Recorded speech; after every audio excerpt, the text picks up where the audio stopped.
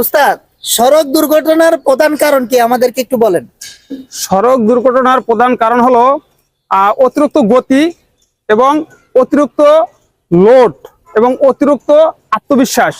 এই তিনটি কারণই হলো সড়ক দুর্ঘটনার প্রধান কারণ। কারণ হলো অতিরিক্ত আত্মবিশ্বাস, যেমন আপনি গাড়ি চালাচ্ছেন, সামনের গাড়িটি ওভারটেক করা আপনার জন্য রিস্ক হয়ে যাচ্ছে, কিন্তু আপনি অতিরিক্ত আত্মবিশ্বাস নিয়ে গাড়িটিকে ওভারটেক করলেন।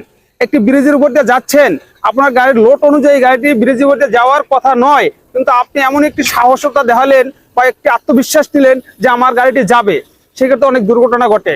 আপনি লেভেল করেছেন, পার হলেন, রেল আসার আগে আপনি চিন্তা করতেছেন আপনি চলে যেতে পারবেন, সেই ক্ষেত্রেও এই বিশ্বাস নিয়ে আপনি যাচ্ছেন, এতেও কিন্তু সড়কে দুর্ঘটনা ঘটে। এবং অতিরিক্ত যদি লোড বহন করেন, সেক্ষেত্রেও সড়কে দুর্ঘটনা ঘটে। এবং অতিরিক্ত গতিতে আপনার এখানে চলার কথা হলে সর্বোচ্চ 50 কিলোমিটার, আপনি গাড়ি চালাচ্ছেন 100 কিলোমিটার, কিছুই হবে না। এই অতিরিক্ত কোনো কিছুই ভালো নয়। এই অতিরিক্ত গতি, লোড এবং বিশ্বাসের কারণে সড়ক দুর্ঘটনা ঘটে। অসংখ্য ধন্যবাদ প্রিয় চালক ভাইয়েরা।